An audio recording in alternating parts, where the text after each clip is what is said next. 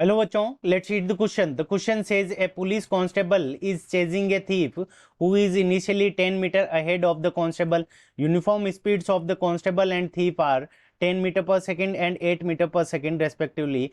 From the plot of position time graph for the constable and thief, find the time constable will take to catch the thief and the distance the constable has to run. ठीक है बच्चों, सो इस question के अंदर हमें क्या निकालना है कि कांस्टेबल को कितना टाइम लगेगा उस थीफ को पकड़ने के लिए, और इस कंडीशन के अंदर वो कांस्टेबल कितना मूव करेगा अपनी इनिशियल पोजीशन से। ठीक है बच्चों, सो इस क्वेश्चन को करने के लिए हम क्या करेंगे, की कंसेप्ट लगाएंगे, और की कंसेप्ट के अंदर क्या आ जाएगा, डिस्टेंस बाई थीफ।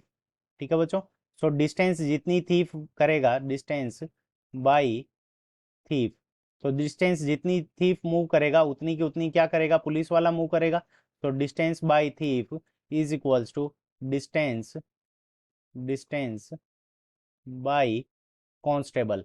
ठीक है बच्चों, सो ये दोनों की डिस्टेंस हमारी क्या होगी, इक्वल होगी, जब भी वो क्या कर पाएंगे, एक दूसरे को पकड़ पाएंगे। कांस्टेबल क्या कर पाएगा, उस पुलिस वाले को पकड़ पाएगा। सो कांस्टेबल उस थीफ को पकड़ पाएगा, सॉरी। तो distance by constable is equals to distance by thief. तो यहाँ पे पोजीशन टाइम ग्राफ, तो यहाँ पे क्या होगी कि ये हमारी एक्स हो गई पोजीशन, और यहाँ पे टाइम पीरियड क्या हो गया, टी। ठीक है बच्चों, अब हम मान लेते हैं कि किसी टाइम टी के ऊपर वो उसको पकड़ लेता है। ठीक है बच्चों, सो यहाँ पे टाइम टी हो गया। अब ये जो कौन ये है, ये हमारा जो कर्व है ये किसका है, थीफ का है। ठीक है बच्चों, तो ये हो गया थीफ का कर्व। सो थीफ क्या है, इनिशियली 10 मीटर अहेड है कांस्टेबल से, और ये वाला जो ग्राफ है वो हमारा क्या हो गया, कांस्टेबल का हो गया। अब देखो कांस्टेबल की वेलोसिटी ज्यादा है इसलिए इसका स्लोप ज्यादा है। ठीक है बच्चों, और इसका जो थीफ की वेलोसिटी कम है इसलिए यहाँ पे जो कर्व का एंगल है वो कम है, थीटा 1 और ये थीटा 2, क्योंकि हम जानते हैं कि एक्सटी स्लोप किसको रिप्रेजेंट करती है, वेलोसिटी को रिप्रेजेंट करती है।